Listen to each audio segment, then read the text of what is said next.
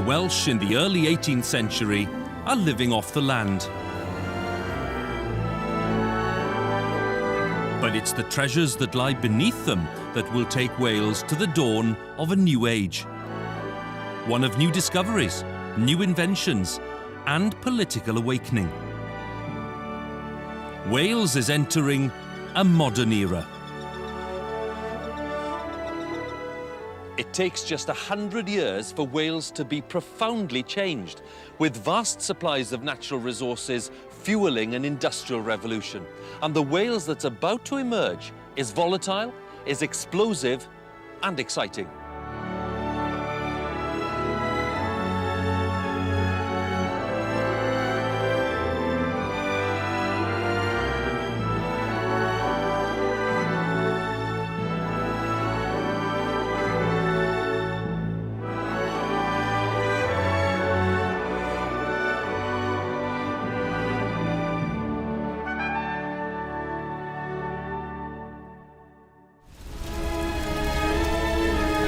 We begin in 1750 as the Industrial Revolution turns Wales into a global economy.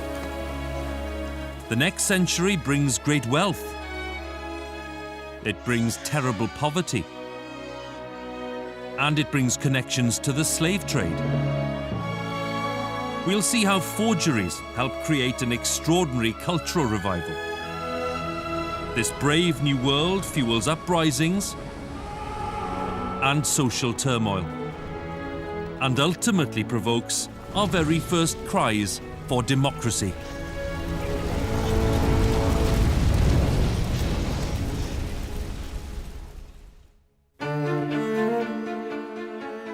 It's the early 18th century. 500,000 people live in Wales, still an overwhelmingly rural country. The largest towns are Carmarthen in the south and Wrexham in the north. Each has fewer than 5,000 inhabitants. Almost all the population speak Welsh. But all this is about to change forever because of the very stuff beneath our feet.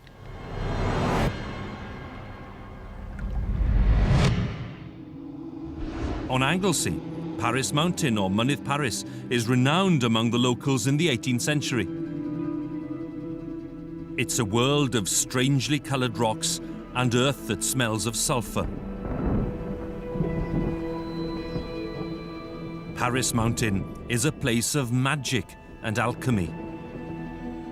But there's about to be another explanation for its character. There is a story that a local miner called Roland Pugh, on the 2nd of March, 1768, stumbles upon some ancient treasure. He discovers the remains of a rich vein of copper ore, an ancient vein. It was once worked some 4,000 years ago. And this is the point. There's plenty more of this valuable stuff in the ground. So Mynydd Parys and the surrounding area are being propelled into a new age, an age of industrial revolution, at a speed and on a scale that is unimaginable.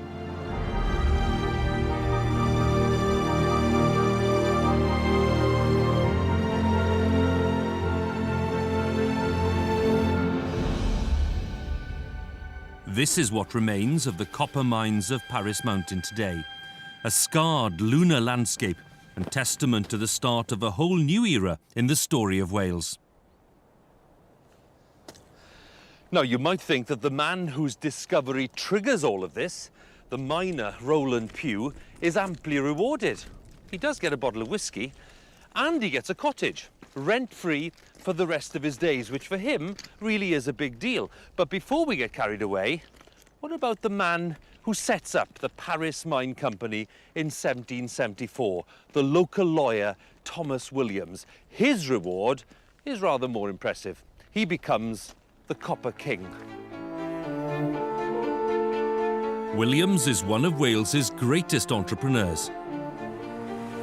He makes his fortune by selling Parys copper to the British Navy. They wanted to clad their wooden ships to protect them from damage from timber worms. Even today, we describe anything that's secure and reliable as copper-bottomed. In just 12 years, Williams creates the largest copper mine in Europe, employing 1,500 men and women. It's only by coming down to this level that you can really appreciate the graphic reality of this place.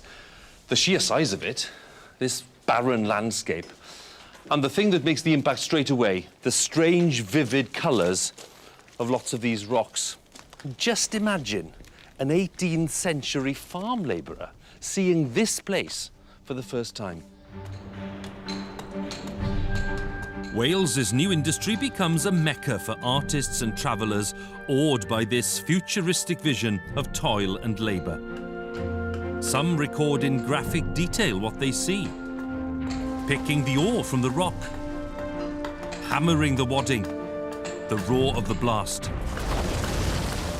It's all the more remarkable when you stop and think that this immense crater was made with nothing more than picks and shovels and a bit of gunpowder.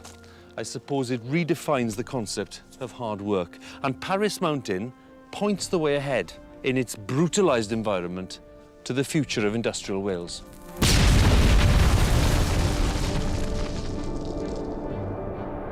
Roland Pugh rediscovers Wales's valuable minerals.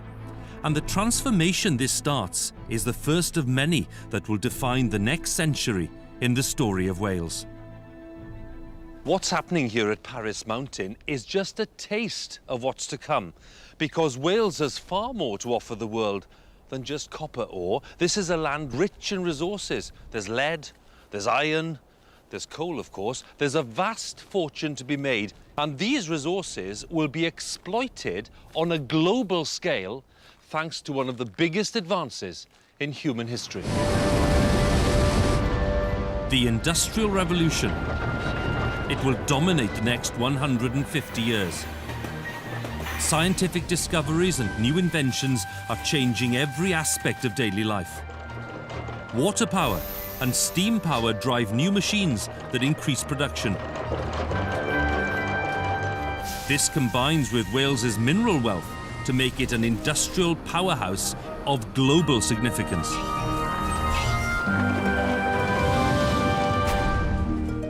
Here's the challenge. To make 1 ton of unrefined copper in the 18th century, you need 3 tons of coal for the smelting process. It makes far more sense, of course, to bring the copper ore to where the coal is, which is how this place becomes the copper capital of the world. They call it Copperopolis. We call it Swansea. It's ideally located at the heart of a truly global industry. Swansea is a unique location. It has a deep navigable river, the River Tower, that leads right up to a rich source of coal. So copper ore is shipped upstream, unloaded and smelted right here on the riverbank. And the coal from the nearby pits feeds the furnaces that smelt the ore. The copper ingots produced here are exported around the world to be used as an ingredient to make bronze and brass. Swansea goes from being a small seaside town to a sprawling centre of industry and a global phenomenon. The growth of Copperopolis was the first really large-scale industry in Wales. First large-scale heavy industry which transformed the landscape, attracted huge numbers of people from rural Wales to work there. The river would have been very busy with ships, and the whole place would have been absolutely shrouded with sulphurous smoke from the ore smelting. And the overall effect to a newcomer, particularly from a rural area, would have been absolutely shocking.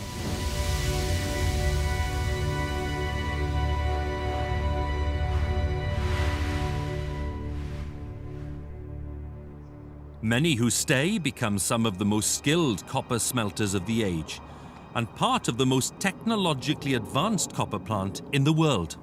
One of the key things that distinguishes Copperopolis and the story of the growth of the Swansea copper smelting industry was that it was the first truly global industry, the first industry to export this product truly internationally all around the world, both to Asia, the Americas and across Europe to Africa. And it's here at Swansea that that process first began. As business expands, copper ore from as far away as Cuba, Chile and North America is shipped to Swansea. By 1820, more than half of the world's copper smelting industry is focused on Copperopolis. The lower Swansea Valley is a vision of a new industrial age. Furnaces glow and chimneys belch fumes and smoke. Copperopolis is the beating heart of Wales's industrial revolution. Overgrown and derelict today, you can still see the remains of Havod, once the largest copper works in the world. But for all the greatness of Copperopolis, this valley and its people would pay a heavy price. The copper works pump out sulphurous gases and arsenic by the ton. Workers suffer chronic bronchial diseases. Crops wither in the acid rain and livestock perish. Farmers lodge court cases against the owners of the works for ruining their once fertile soil. By the late 19th century, what Copperopolis leaves behind is the largest derelict industrial landscape in Western Europe. There is another dark side to Wales's first global industry. Copper is an integral part of the slave trade.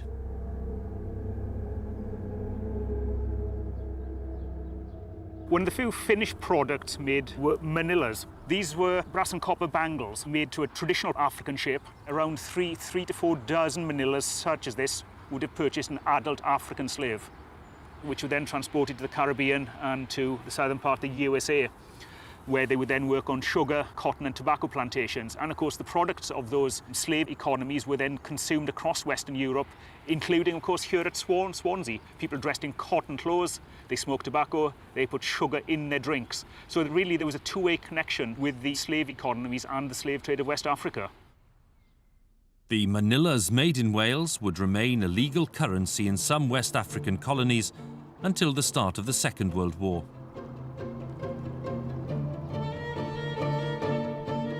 By 1790, the Welsh Industrial Revolution is unstoppable. Slate from the northwest, coal from Flintshire, and textiles from Bala. They're all sold in Europe. Despite this transformation, the places we think of as centres of population are lacking some important things. There are no libraries, no universities, no civic centres. So even as industry thrives, bright young people in Wales who want to explore new ideas and pursue an intellectual life have to move elsewhere.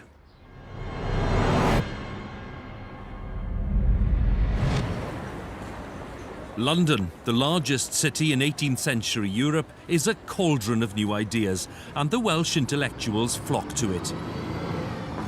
A remnant of that history still survives today. The Honourable Society of Cymrodorion is set up in 1751 to debate all things Welsh, from history, arts, science to politics. I give you 2 examples. If you want to think of what Lloyd George's real attitude was towards Wales, I think it's very similar to his real attitude towards his family. The Cymrodorion Society was set up by Welshmen, and they were mainly men. In fact, I think they were totally men who came to England, to London. Indeed, I would imagine that it was a coming together of people who had keen literary interests, were keen to know more about the history and traditions of Wales, and people who perhaps played a key part in political life as well. They were all sorts. I mean, obviously we had the intelligentsia, the people who'd been educated out, in a sense, out of Wales and gone to Oxford and Cambridge and then become lawyers and doctors and things. But we also had people from the artisan class, people who were candle makers or things like that. In the 18th century, the Honourable Society of Cymrodorion is a club for those who want to assert their identity by delving deep into their history. Actually, the name Cymrodorion in Welsh means Aborigines, and it was meant to try to find a phrase that would describe what the Welsh in the 18th century wanted to prove about themselves, that you can't really consider British culture or English culture unless you go back to the original population of the British Isles, which was the Welsh. One enthusiastic member of a London Welsh society is about to embellish history to great effect and leave Wales with one of its most defining traditions.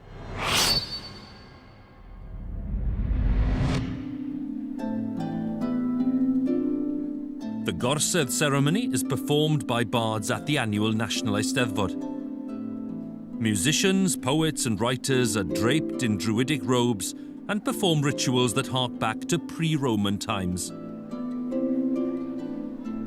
But far from being an ancient Celtic tradition, the Gorsedd is invented in the 18th century.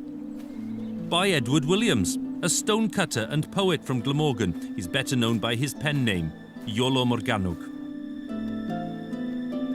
Mary Ann Constantine has studied his life and works. Iolo Morgannwg is one of the main architects of Welshness, if you like. A lot of the ingredients that he threw into the pot at around this time have stayed as essential elements of what it means to be Welsh. But what he does discover is that people are interested in this ancient Welshness because there's a big revival in all things Celtic. Iolo is obsessed with Wales, its language, its beauty, and its history. He wants to create a romanticised, mystical Welsh past, one that never actually existed. One of the things he does is he walks across Salisbury Plain and he sees Stonehenge. And that's a key moment in his life because the big stones, which are still deeply mysterious to people at the time, they set him thinking, and he does everything he can to find out about the ancient British past and the part that Wales could have played in that. With the help of his vivid imagination and some laudanum, that's the opium of its day, he falsifies an ancient language. He carves the script onto sticks, claiming that this wooden book, or Pythonen, was used by ancient Welsh poets descended from Druids 2,000 years ago. One of Iolo's most inspired inventions was an alphabet, which effectively proved that the ancient British were literate and learned and educated, just as the Greek and Romans were, way back in the mists of time. It's a series of, well, little sticks, really, inscribed with various important bardic mottos in the ancient alphabet. It's almost like a child's invented alphabet, your own secret code. Having claimed that he's the discoverer of an ancient bardic tradition, Iolo then invents a theatre in which to perform this tradition. So he makes his own druidic circles with pebbles. He gathers some literary friends, reenacting the supposedly ancient custom of the bards. In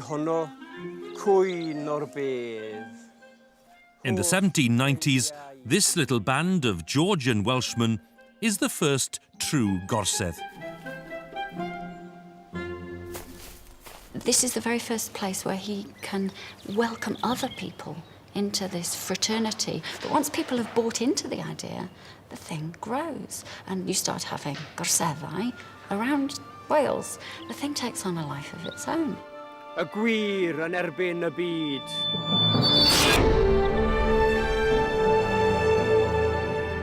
Iolo's Gorsedd starts to be performed in local Eisteddfodau.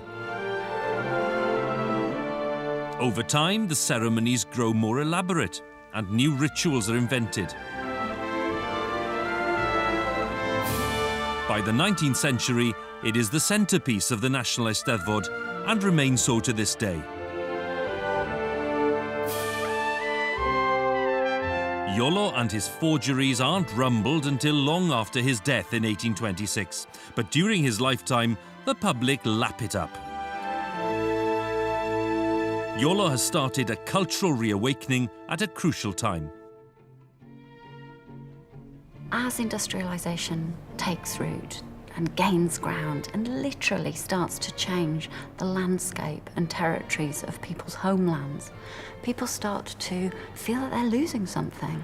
Iolo's part and parcel of that big European movement to retrieve the past before it's too late. And simultaneously desperately trying to promote and rescue Welsh culture from what they felt was an inevitable ruin and decline as industrialisation took over. While Iolo Morgannwg gives Wales a dignified story of its past, the wheels of industrialisation thunder on. And one particular industry will forge a new era for Wales. It will bring vast wealth, aching poverty, and terrible slums. Iron.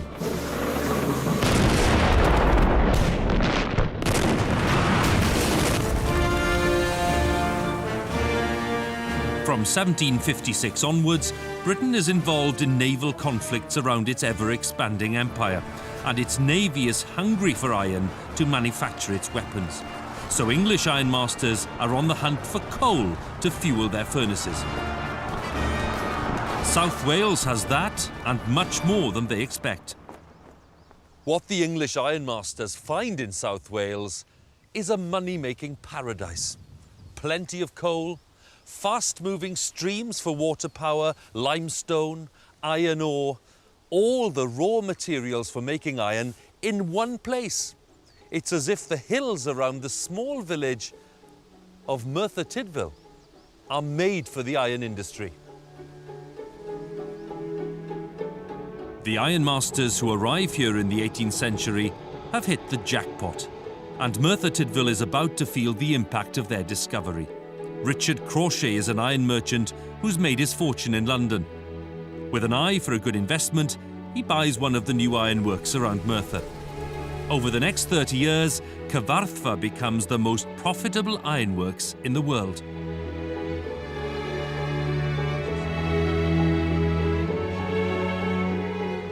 Today, what remains of it is still impressive.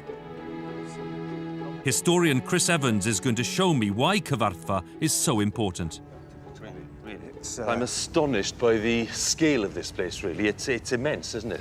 It is immense, but you've got to imagine when the works were in their heyday that this space would have been occupied by a blowing engine, a really vast piece of machinery that would have driven air into the heart of the furnaces themselves. When you say furnaces, how many? Oh, there's plenty here. We're looking at one here, there's one there, and further down there would have been another 4 in a rank.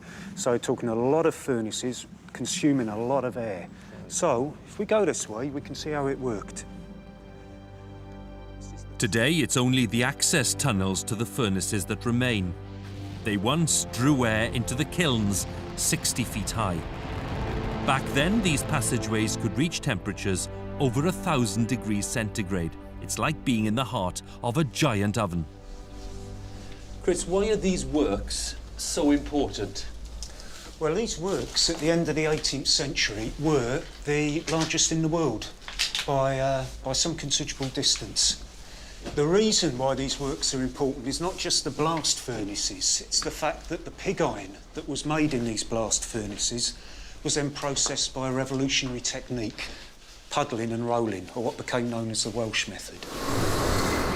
Puddling, or the Welsh method, is hot, dangerous work, stirring molten iron to refine it and increase productivity. But it takes Crawshay and his men 3 years of experiments before it is commercially viable. The Welsh method produces iron that is strong and cheap. So Crawshay himself was, what, a groundbreaking pioneer? He was indeed. He was able to do so because he had money to devote to it. He was an extremely rich London merchant, and he could afford to throw resources and time at developing a technique that was, in other respects, hard to crack. So it's his money made in London, deployed in Merthyr, that makes the big difference. You got pots of money. Loads of it. And once he'd cracked it, he made pots more. Crawshay has perfected the Welsh method. Not bad for an Englishman. It revolutionises the iron industry in Merthyr and beyond. If in the mid-19th century we went to the Ruhr in Germany or we went to Pittsburgh, Pennsylvania, we would find that technique being used there. It becomes a global technique, the global success story. By 1802, Cyfarthfa iron is at the forefront of the Napoleonic War effort. It attracts a visit from the greatest naval figure of the day, Admiral Lord Nelson. Just 3 years later, With his Welsh-made iron, he wins one of the most decisive naval battles in history, Trafalgar.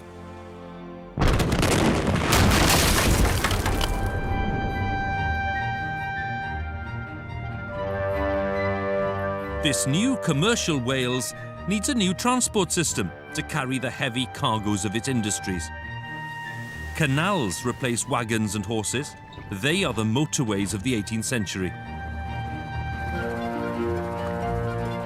Great engineers display their inventive genius in North Wales, completing the Pont Cysylltu aqueduct in 1805.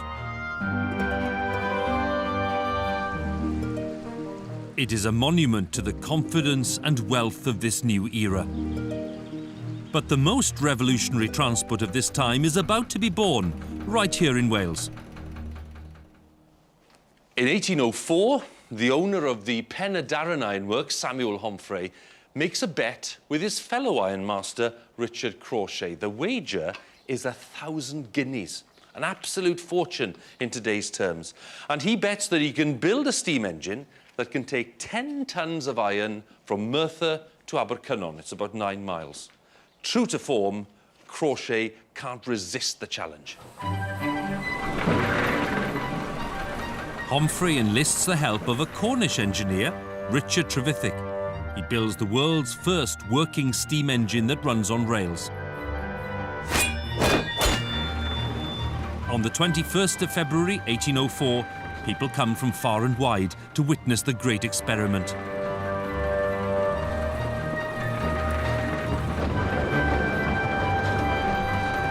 Five trams set off, loaded with iron, and 70 men.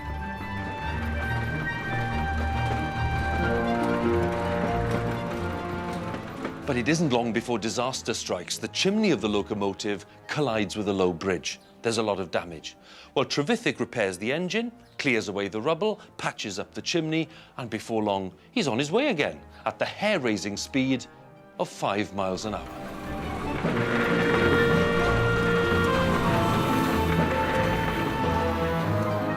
Nine hours later, Trevithick, his engine and cargo reach Abercynon still intact. The ironmaster's wager proves that steam locomotion is possible and that railways are the future. But the revolutionary changes of this time are not confined to trade and transport. This is also a time for revolutionary ideas. One Welshman, Dr. Richard Price, has ideas about liberty and freedom that will help ordinary people fight for their rights. His controversial ideas spread not only in Wales, but to England, to Europe, and even to America. He's been described as the greatest thinker Wales has ever produced.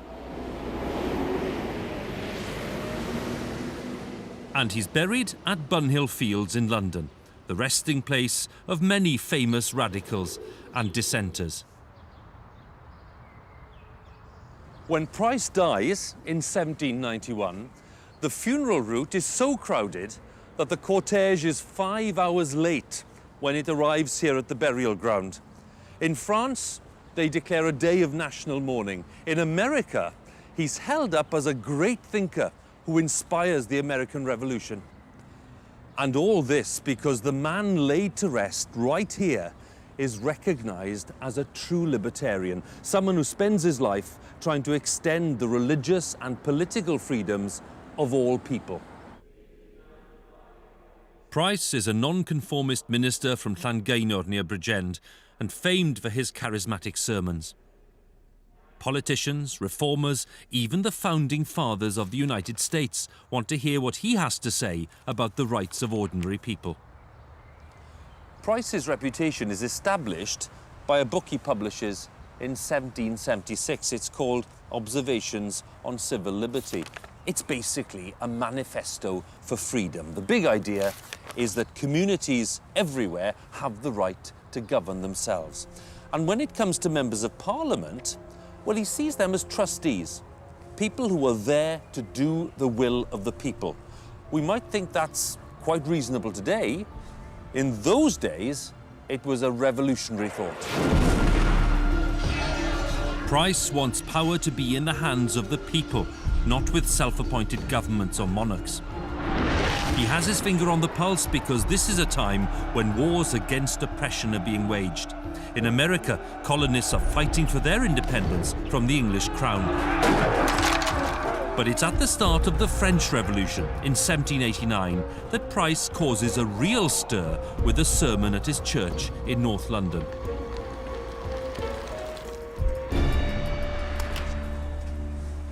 Richard Parys steps into this church, the church he leads for 26 years. And this is where he delivers an explosive message to the waiting congregation. The French Revolution is underway, the mob is in control, and with all of this going on, Richard Parys delivers an apocalyptic warning. His words are aimed at governments and kings who oppress their people. Tremble, all ye oppressors of the world. You cannot hold the world in darkness.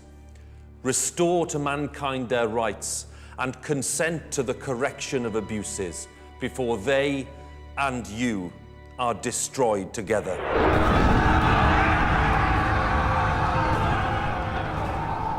Parys openly supports the French Revolution, and he says that British people also have the right to fight for liberty.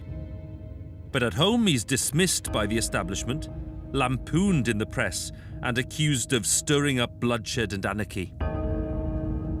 In fact, his ideas are a milestone on the road to a modern concept of civil rights and democracy. In the midst of the hardships of industrial Wales, these big ideas will eventually lead to big trouble.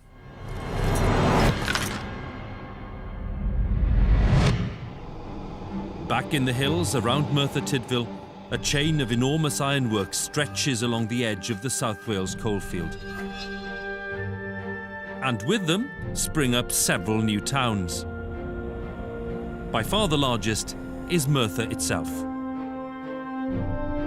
Once a village of just 40 houses in 1760, it is now the iron capital of the world, with a population of 8,000 and growing. The iron industry attracts workers from rural Wales, Ireland, England and Scotland. This is Chapel Row, cottages built in the 1820s for the Cyfarthfa ironworkers. It's the rate of expansion that is astonishing, and it throws together a mass of urban immigrants who live in terribly overcrowded, filthy, often primitive conditions. But there are differences. It depends on the kind of job you do. And if you work in the iron industry, for example, you might get lucky. You might live in one of these.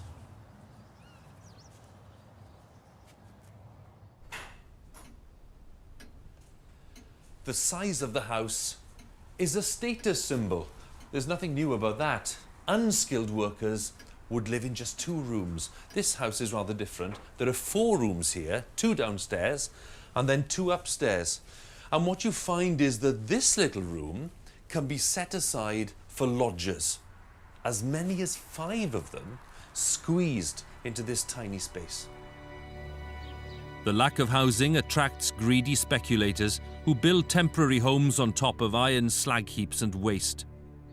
Merthyr's slums are a tumble-down network of hovels nicknamed Little Hell.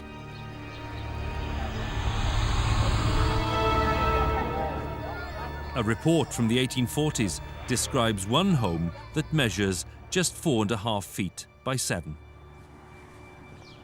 Now, just imagine living in a room this size. There we go. Husband, wife, children, cooking, eating, sleeping, all kinds of other things in a room as small as this. And then next door, another family, and then another family, and then another family. In 1841 in Merthyr, there are 1,500 people living in stone huts this size. It's one of the biggest slums in Wales, and the conditions are unimaginable. That doesn't put people off. Merthyr is a frontier town that promises to fulfill the dreams of those desperate to be part of an exciting modern age. But the reality is very different. For most who arrive here, Merthyr is filthy, crime-ridden and dangerous. The overcrowding in industrial towns like Merthyr is a public health disaster. There are no toilets, the roads are open sewers, people are infested with lice, and in these squalid conditions, infection and disease can spread at a terrifying speed. Without sewers or a clean water supply, typhus, dysentery and cholera torment Wales's industrial towns to devastating effect. Between 1800 and 1850, cholera, known as the King of Terrors, kills several hundred each summer.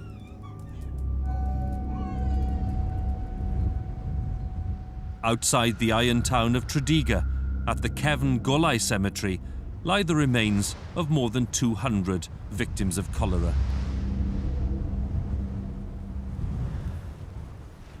The bleak isolation of this place tells its own story.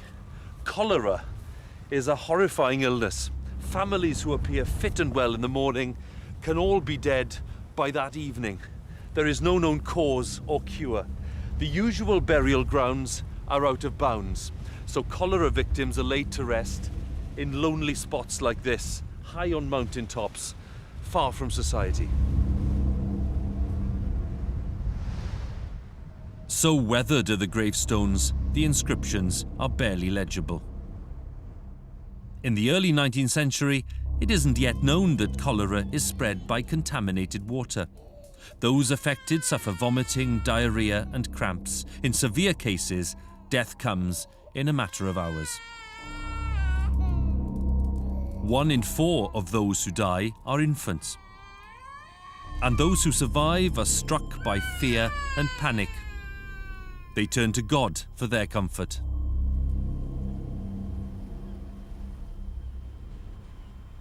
When funeral processions pass by, people hide in their homes, closing doors, terrified that they might become infected. The homes of the dead are boarded up, and the families of victims will do anything to avoid the stigma. They bury their dead at night, and if they can afford it, they leave town. For many, life in the industrial towns of Wales is a struggle for survival. But for a few, industrialisation brings great fortune and vast wealth. As the iron industry expands, the iron masters establish themselves in the grandest possible manner. In 1825, William Crawshay, the third owner of the biggest ironworks in Britain, decides to outdo all of his rivals. And he builds himself a castle. Cyfarthfa Castle, with its mock battlements and 72 rooms, costs Crawshay £30,000. That's over £3 million in modern money. Once a family home, it's now a museum of an extravagant lifestyle.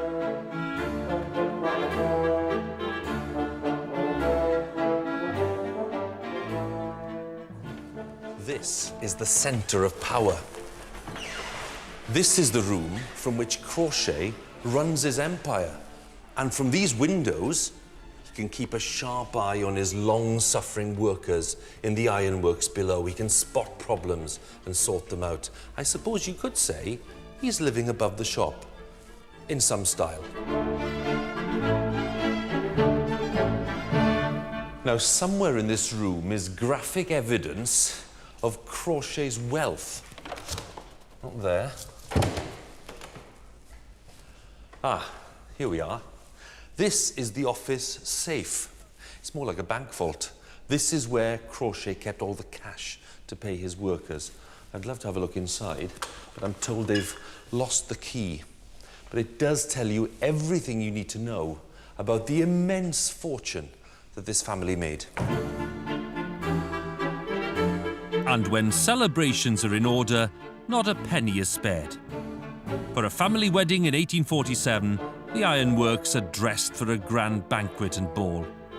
More than 1,000 guests are offered 10,000 quarts of beer and an array of 29 different dishes. All over Wales, the vast wealth of industrialisation is on display.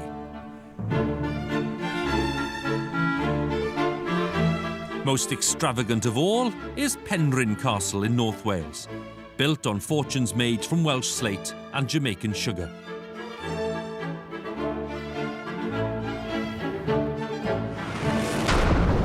But all this is in stark contrast to the lives of the workers. Even children as young as 5 work in terrible conditions. Not only poorly paid, workers also face the daily risk of accidents, none more so than in the ironworks. Actually making raw tie is one of the hardest things in the Industrial Revolution. There's nothing harder. Anybody who saw it said it was the cruelest work that they ever saw. This stuff, raw tie, was made in basically 100-weight lumps by teams of men. It's not mass steel production, it was all handwork, all by skill of the operator and the team, handed down from father to son. The working life of a puddler who stirs the molten iron is usually over by the age of 40. You work really hard, you get incredibly sweaty, you lose a lot of body fluid, and then of course you stop and your body chills out. So, you know, they've got a lot of rheumatic problems. Also, the people looking at the furnace were staring into effectively a white heat. You can tell the temperature of the iron just by looking at it. If you spend a lifetime looking at it, you very quickly go blind. With all these hardships, people feel powerless and trapped. These feelings will culminate in one of the bloodiest incidents in Britain's industrial history.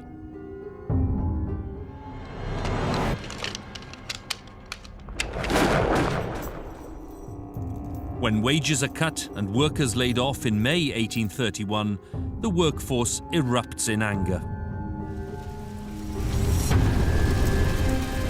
The ironmasters can only look on as a crowd of 10,000 seizes Merthyr by force.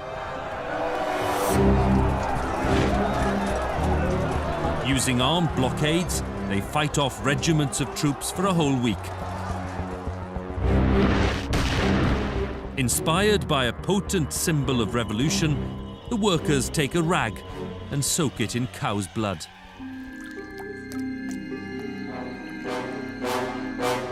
It is during this uprising that a red flag is raised by British workers for the very first time. It becomes a symbol of solidarity. This uprising isn't some spot of local bother. It is organised, it is connected, and after years of unrest, the working class of Wales have an appetite for revolution.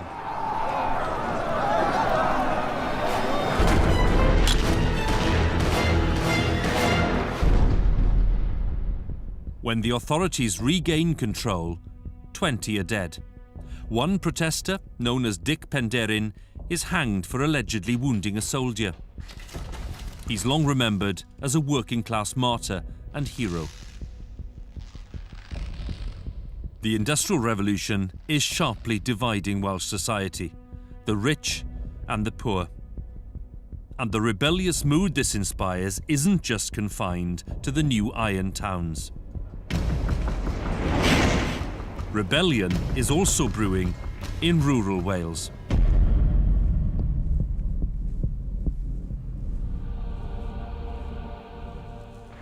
On the night of the 13th of May, 1839, a group of men descends on this small village in Carmarthenshire. It's called Effail Wen. They're armed with axes and sledgehammers and big sticks, and they destroy the new toll gate that's just been installed. Then they move on to the toll house and burn it down.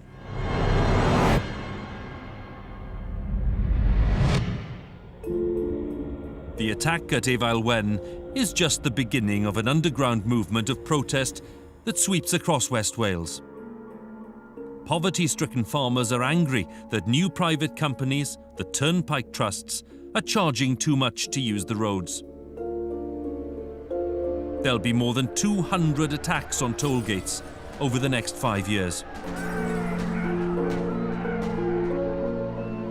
Just imagine the lot of the tenant farmer here in West Wales in the early 19th century, paying shockingly high rents to the landowners, paying a tax to the Church of England, a church he doesn't even attend as a chapel goer, paying more taxes to build workhouses, which are prisons for the poor, and then on top of all of that, to get his produce from A to B, he needs to pay a toll to use the roads. Those toll gates are run by some pretty greedy and unprincipled people. Is it any surprise that the tenant farmer resorts to violence?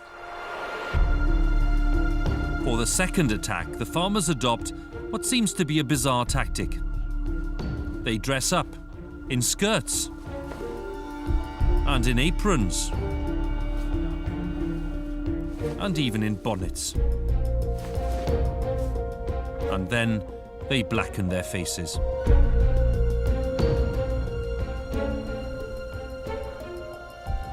After this, they descend on the now rebuilt toll house at Efaelwen and chant a woman's name, Rebecca.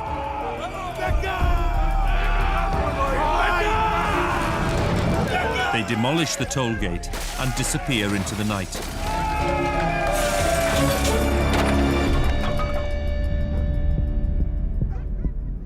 Their distinctive guerrilla-style attacks will come to be known as the Rebecca riots. The costumes the farmers use are a symbol based on local folklore.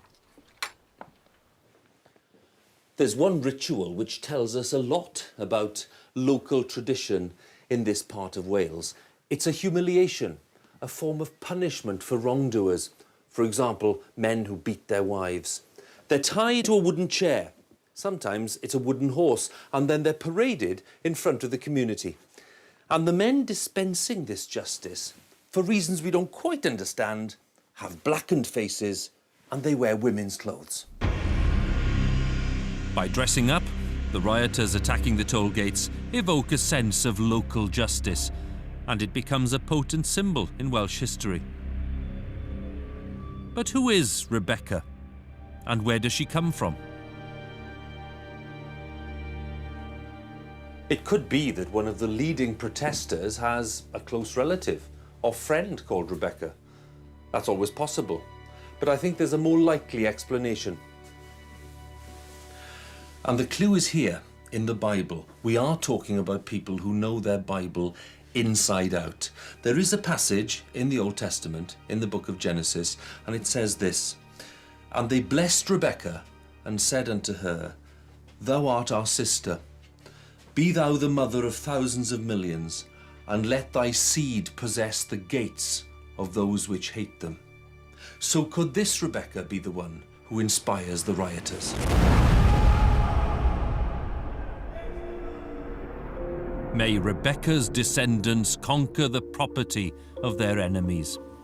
It is the sentiment of an oppressed peasantry. Over the months, a hidden wave of support grows through the parishes of West Wales. There are several Rebeccas, riot leaders whose identity is unknown. For 3 years, they elude the military and the London police. As the riots spread, it's believed that even some of the local gentry support the cause. They target other symbols of oppression, workhouses where the poor and infirm are badly treated. On the 19th of June 1843, the protests reach a bold climax. And this is the scene of the biggest disturbance of that time. It involves 2,000 people. It takes place in broad daylight, and they converge on this place. This is the Penlan Workhouse in Carmarthen. It is full of the most unfortunate members of society. The protest, which is all about genuine grievances, is hijacked by some rather unsavoury characters. And suddenly, it all turns rather nasty.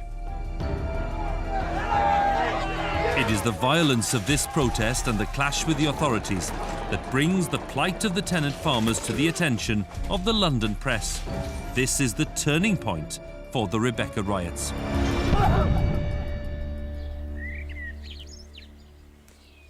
By the autumn of 1843, there are police and soldiers roaming the countryside, and at last, the government acknowledges that the rioters have legitimate concerns.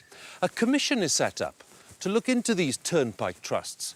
And guess what? They uncover malpractice and corruption.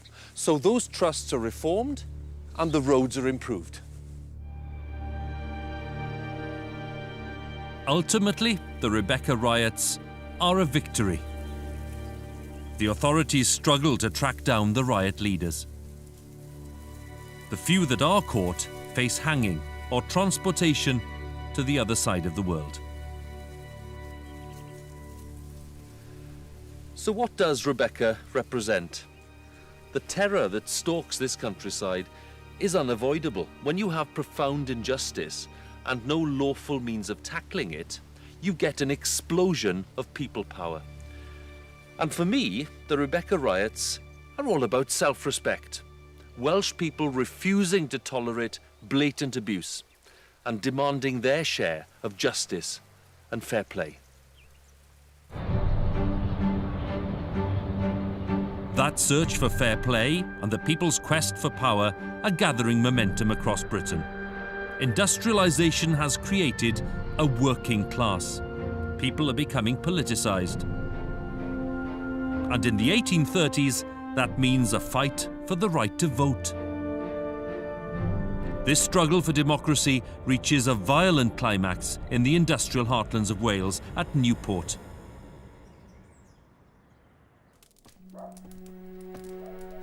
On the evening of Sunday, the 3rd of November, 1839, a cabinet maker from Pontypool writes a letter. Dear parents, his name is George Shell, and he's 19 years old. I shall, this night, be engaged in a struggle for freedom. And should it please God to spare my life, I will see you soon. George doesn't know the significant part he's about to play in the story of Wales. The following morning, George Shell is one of 5,000 people walking down this hill into Newport. They have a common cause. They want the right to vote. They want better lives. And they're part of a much bigger movement, a movement that's going to transform the battle for democratic rights in this country. George is part of a revolutionary struggle called Chartism. There is huge discontent across Britain that only those with property have the right to vote. The Chartists want to change this, and they have the support of thousands of Welsh industrial workers. But the authorities want to ban the Chartist meetings and to stamp out their cause. The Chartist leaders here in South Wales feel aggrieved. They petition Parliament, it's the right thing to do, and yet Parliament delivers a snub. But the campaign for the right to vote and for a measure of power over their own lives is unstoppable. So the Chartists are driven to the last resort, the use of force. Which is why the Chartists on the march are armed. Their intent is to take over Newport and overthrow the authorities who've set up headquarters at the Westgate Hotel. Months of planning and endless hard work lead up to this moment. Secret identities, secret meetings, secret funding, weapons made and kept at home, other weapons stolen and hidden in caves in the surrounding area. It's thought that across Britain, other groups of Chartists wait with bated breath. Victory in Newport might trigger uprisings around the whole country. All of which drives the employers, the captains of industry, the leaders of society into a blind panic. One mine owner hides in his own pit. Landowners flee with their families. One clergyman even hides in a pond. And all because the Chartists are coming. Originally, 20,000 Chartists set off from nearby industrial towns on the overnight march to Newport. But things go wrong. Troops are moved into the Westgate Hotel. That is unexpected, and it's one of the things that undermines the Chartist plans. The weather is terrible. It's soaking wet, and lots of the marchers are late arriving. And by the time they come to this place in the heart of Newport, only a quarter of the original marchers are left, and they're exhausted. On reaching the hotel, they face 30 soldiers supported by special constables who are armed and ready for trouble.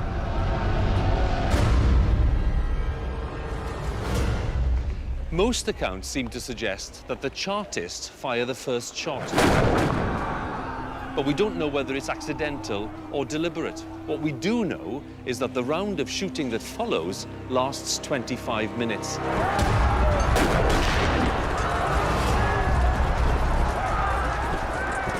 It's a short, bloody battle, at the end of which the soldiers manage to defend the Westgate Hotel, and the Chartists throw down their weapons and flee. 20 lie dead, and even more are wounded, all of them Chartists. Some of the bodies are laid out in the hotel stables to await burial. Among them is George Shell, the youngest victim. I shall, this night, be engaged in a struggle for freedom. And should it please God to spare my life, I will see you soon. But if not, grieve not for me. I shall fall in a noble cause. George Shell is now remembered as a Chartist hero.